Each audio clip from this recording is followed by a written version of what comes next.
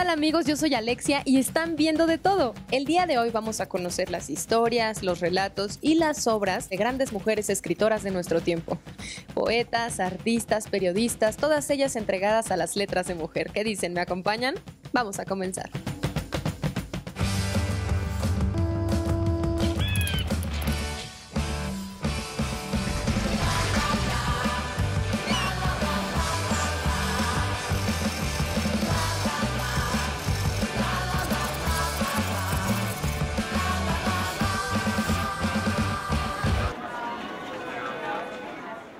Entre Viveros y Coyoacán.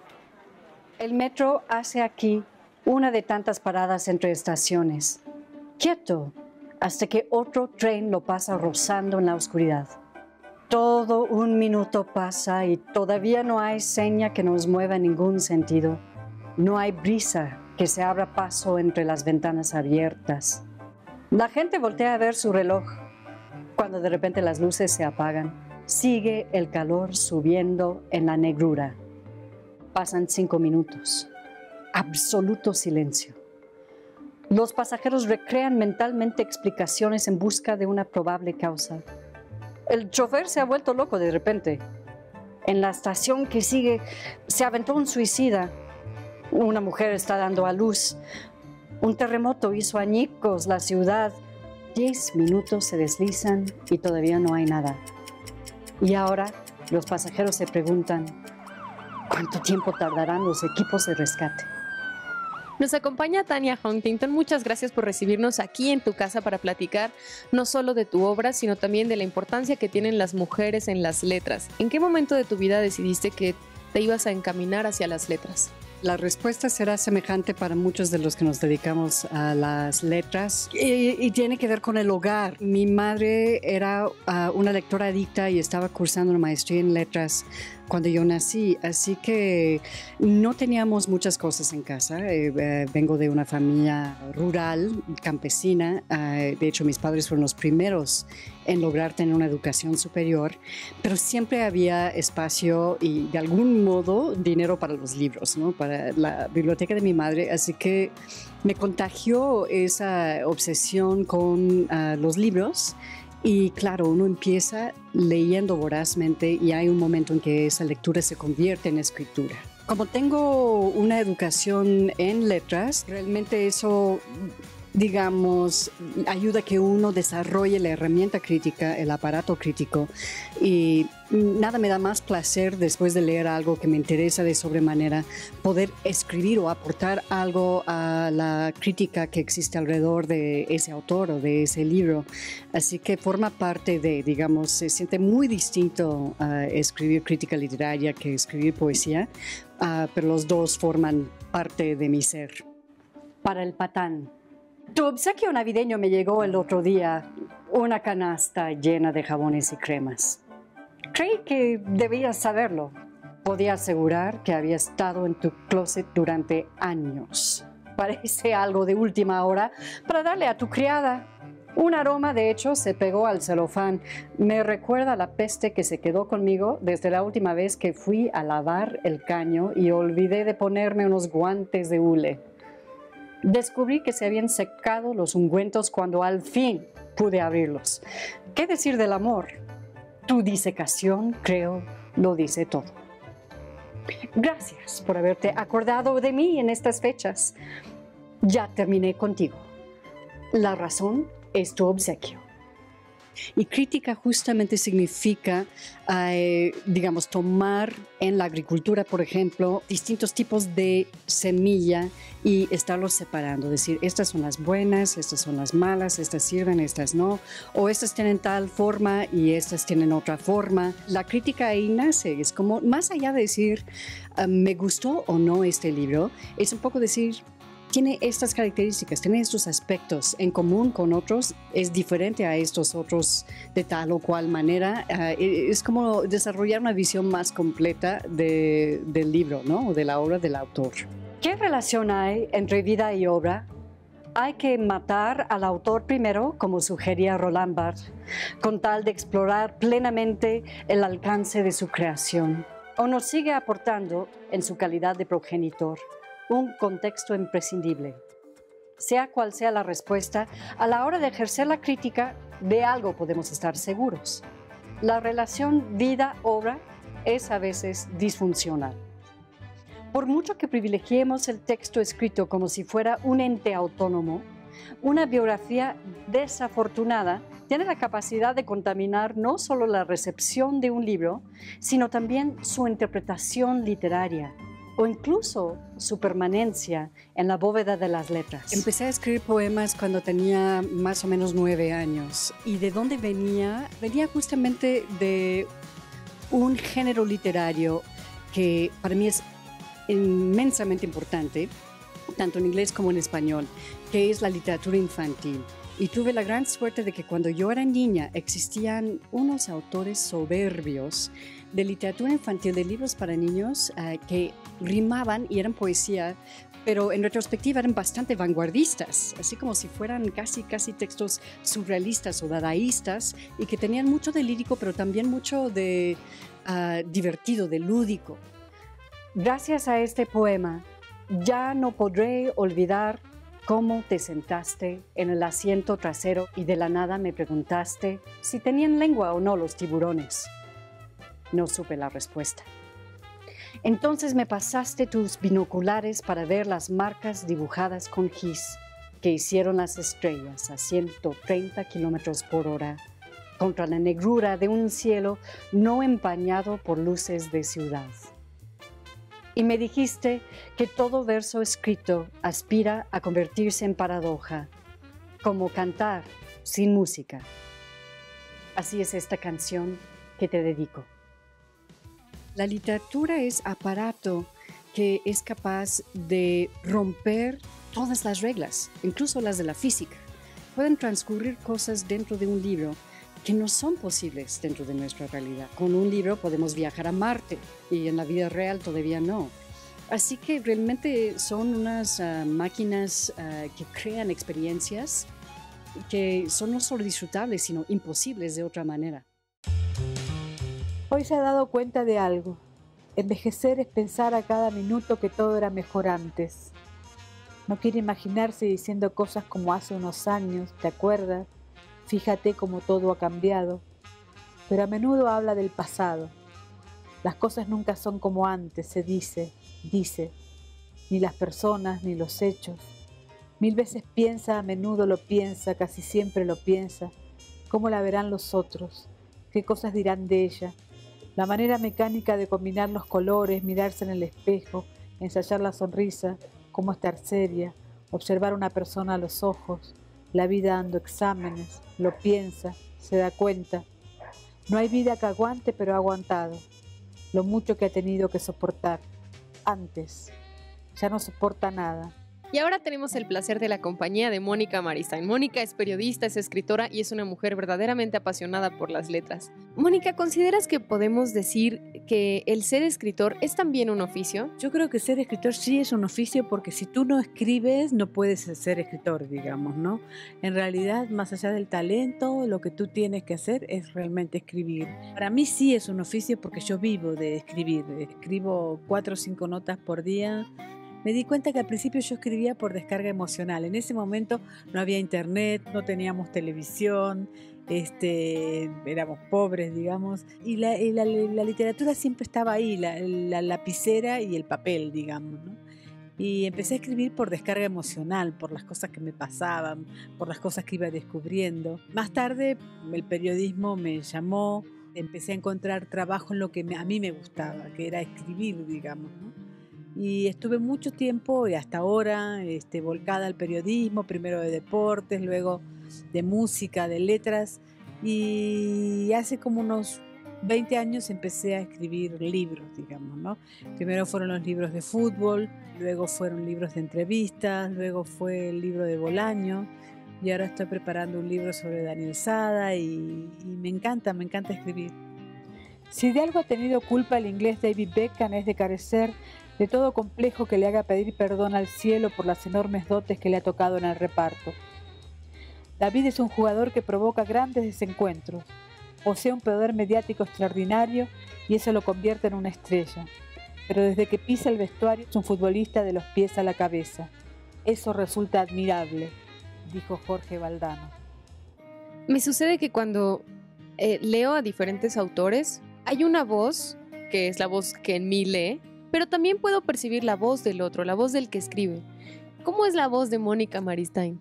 Bueno, la voz es diferente de acuerdo a cada libro, ¿no? Pero yo reconozco que sí hay que tener una voz, ¿no? Que coincido contigo, hay que tener una, no sé si es la voz del interior, no sé de dónde sale, pero es esa voz que a uno le va diciendo y uno va conformando ese ser que aparece y desaparece en el libro, ¿no? En el libro antes, que es el libro que saqué el año pasado, que es un libro de poesía, es una voz mucho más desesperada, es una voz de la soledad, es una voz del desarraigo, porque yo estoy en México hace 20 años, pero nací en Argentina.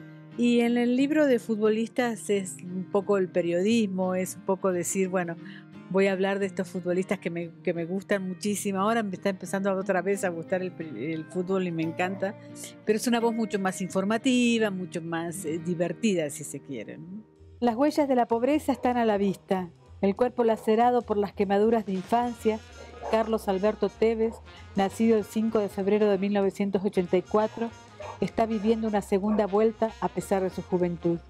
Y si todavía no ha alcanzado la categoría de ídolo para la totalidad de los hinchas argentinos, es porque gran parte de la clase media de este país sudamericano detesta que se los ligue con las clases menos afortunadas. En un país donde muchos se creen franceses, este muchacho se hizo famoso haciendo cosas de negros.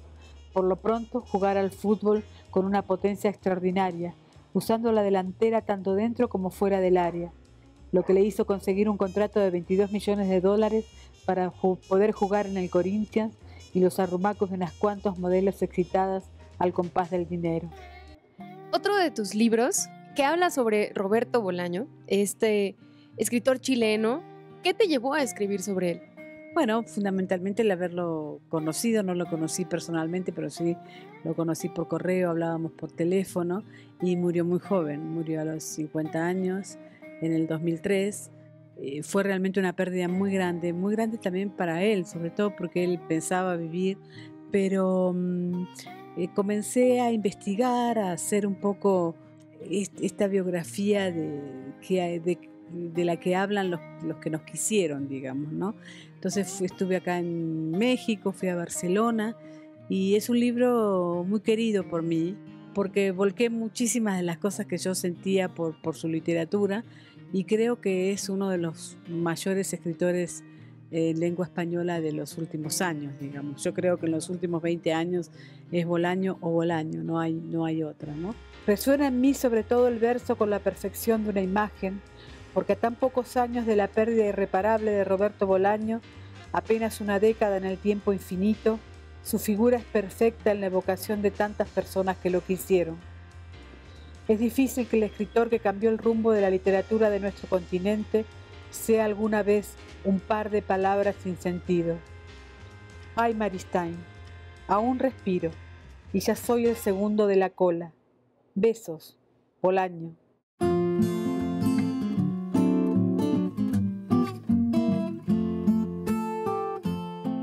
Nos encontramos con José Luis en la librería Rosario Castellanos aquí en la Colonia Condesa, que además, tiene el nombre de una de nuestras grandes escritoras. ¿Quién fue Rosario Castellanos? Platícanos, José Luis. Rosario Castellanos fue ante todo una gran mujer. Nació en 1925 en Chiapas y como podemos darnos cuenta, pues era un contexto un tanto difícil que en ese tiempo una mujer pudiera destacar como escritora. Rosario Castellanos se opuso a esa adversidad, la venció. No solo en el contexto social, sino también vital. Sus padres murieron cuando ella era muy joven y a pesar de todo ello destacó en varios ámbitos. Fue diplomática, murió en 1973 en una misión diplomática. Como académica también, ella no solo dio clases aquí en México, sino también en Estados Unidos. Y como escritora, pues se ha posicionado como una de las más importantes, no solo del siglo XX en México, sino de todos los tiempos, porque cultivó varios géneros o varios alientos, tiene colaboraciones destacadas en periódicos también como periodista, pero el ensayo, la narrativa, tanto en novela como en cuento y la poesía son, creo yo, lo que la hace destacar más en toda la reunión de su obra, ¿no? José Luis, ¿y cuáles son las obras más emblemáticas que podemos mencionar acerca de Rosario? Las novelas como Balún Canán, Oficio de Tinieblas, en cuanto a novela, en poesía, Poesía no eres tú, que es su último poemario, que ha alcanzado niveles populares como tantos otros poetas como Mario Benedetti, como Jaime Sabines, que la gente los recuerda y los recita de memoria. Y en cuento, pues yo creo que Álbum de Familia serían las obras más destacadas. Siempre he sido muy consciente de la forma de vida que es necesario adoptar para poder conciliar la feminidad por una parte, porque no creo que sea un bien renunciable, y la actividad intelectual o la carrera por la otra, y hacer de eso un ser no desgarrado, que es como casi siempre han sido las mujeres que tienen una profesión, sino un ser en la plenitud del cumplimiento de sus posibilidades. Laura García, lexicógrafa, lingüista, redactora, traductora, escritora y una apasionada de las palabras. Laura, muchas gracias por estar con nosotros aquí en De Todo. Al contrario, feliz de estar aquí en este entorno tan bonito, rodeado de letras y para hablar de palabras, así que no puedo estar más feliz. ¿Qué te llamó la atención de las palabras? ¿Por qué decidiste que querías abarcar todos estos ámbitos para dedicarte justo a ellas? Pues no fue una decisión muy consciente, más bien me fueron acompañando a lo largo de la vida y luego me fui dando cuenta en determinados momentos que sí estaban haciéndome muy feliz y que las palabras me ayudaban a ser, o más bien a transmitir lo que yo era, lo que yo quería ser, lo que yo anhelaba, lo que me pasaba. Entonces siempre las he visto como cómplices en este camino, pero yo estudié traducción e interpretación y al intentar entender las gramáticas de otros idiomas me di cuenta, o más bien me entró la curiosidad de saber cómo era la lógica dentro del mío, porque aprendemos español por naturalidad, así en casa y como forma natural de conversación, pero la lógica gramatical, a pesar de que estudiamos español y gramática y todo en la escuela, a mí me cayó el 20 cuando empecé a estudiar otra lengua. Entonces ahí me di cuenta de que las palabras decían mucho más que lo que tenía su significado, que tenían una historia detrás y que ayudaban muchísimo en la vida. Entonces poco a poco he ido ampliando ese amor porque he ido ampliando como las formas y los momentos en los que me han ayudado. ¿Y qué te llevó entonces justo a compilar todas estas ideas y regalarnos algunos libros?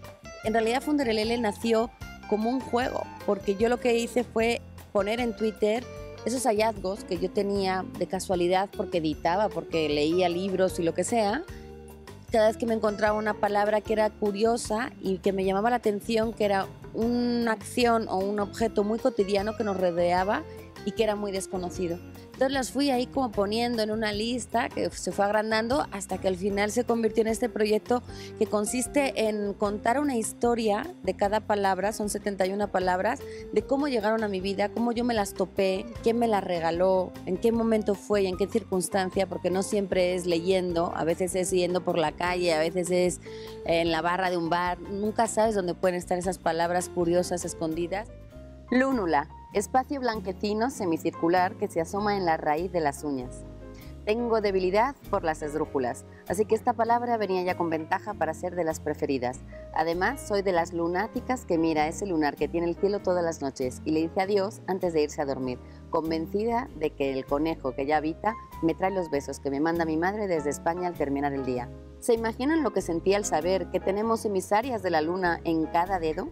10 gajos de luna al alcance de la mano, literalmente, se fue directa a mi vocabulario. Y yo también sostengo que las palabras no terminan de morir, es decir, no tienen un ciclo de vida que terminen con la muerte, porque si tú ahora pronuncias una palabra que se usaba en el siglo XVI, la revives, o sea, le das como, le alargas la vida. Entonces siento que eso es una cualidad inmortal muy bonita, la de no morir nunca y que seamos nosotros los responsables de hacer que esas palabras perduren. El 99.9% de las palabras de nuestro vocabulario se quedan en los diccionarios y no pasan a nuestras conversaciones cotidianas. ¿Qué está pasando ahí? Y entonces me parece que si estas 71 palabras, que son pocas, pueden parecer pocas, pero pueden ser estas 71, pero puede ser otras 50 que tú tengas. Y sobre todo es el llamado a que cada vez que te encuentres una palabra que tú no conozcas, que la apuntes y en algún momento del día vas a tener un momentito para poderla buscar. Estamos ahora con la información muy a la mano, estamos a un clic de encontrar esas definiciones, esas curiosidades, esas etimologías que nos hacen también entender muchas cosas. Hay una frase que dice que la limitación de tu mundo es la limitación de tu vocabulario. Amusgar, entrecerrar o entornar los ojos para ver mejor. Fue en el oftalmólogo a principios de 2004. Después de más de 10 años lidiando con la miopía y los lentes, decidí que el láser me diera una oportunidad de ver la vida de otra forma. Y así, como posándose en un nido, la palabra llegó, en este caso a mis oídos. Lograremos que dejes de amusgar los ojos. Como platos los debí de abrir en ese momento. Mi madre me regañaba por fruncir el ceño. Te van a salir arrugas. Pero ¿ahora tendría que cuidarme además del musgo? No, nada que ver con la plantita, sino con su origen árabe, al-musga, el verbo del que derivó el actual, que se traduciría como inclinarse para escuchar algo que no se ve. ¿Qué es para ti la literatura y por qué es tan importante? Es una memoria, porque creo que a través de los libros puedes conocer nuestra naturaleza, nuestro sentir, nuestro conocimiento, nuestras debilidades, nuestros errores, nuestras aprensiones, está todo ahí puesto. Entonces yo creo que cuando uno lee un libro, lee una vida, pero cuando uno lee muchos libros, tiene muchas vidas. Y siento que es una manera, no te voy a decir que gratuita, pero sí barata, accesible y fácil de acceder a mundos que de otra manera en nuestra casa no van a aparecer, personas, situaciones, anécdotas, reflexiones, mundos imaginarios, ficción. Siento que la literatura nos da esa posibilidad de entender lo que somos y sobre todo lo que podríamos ser. Flavilabar. Acelerar la marcha del coche cuando un semáforo cambia a ámbar para no detenerse en el rojo. ¿Cuántas veces lo habré hecho y ni una sola lo he nombrado? Sí, he flavilabado más de una vez y más de dos. Bochorno. Descubrí la palabra en 2014 cuando investigaba sobre el semáforo a propósito de su centenario. En agosto de 1914 se instalaba el primero para regular el incipiente tráfico de la ciudad estadounidense de Cleveland y entre historias y curiosidades apareció esta palabra, flavilabar, definida como acelerar la marcha del coche cuando el semáforo se pone en ámbar con el fin de no detenerse con la luz roja. Es decir, hacer lo contrario de lo que se debería hacer. No se considera infracción si uno pasa antes de que le alcance el rojo, claro, pero digamos que no es algo para ir presumiendo. La literatura es tan inmensa y sus caminos son tan diversos que todos tenemos un lugar en ella. Así que no dejen de leer, de descubrir autoras y, por qué no, de escribir sus propios textos. Dejen sus comentarios en nuestras redes sociales. Ya las conocen, pero por si las dudas están apareciendo ahorita mismo en la pantalla. Y si quieren volver a ver este capítulo o cualquier otro, ya saben que tenemos podcast en iTunes y canal en YouTube para que no se pierdan uno solo y lo puedan compartir con quien ustedes quieran. Yo soy Alexia y los espero la próxima aquí, en De Todo.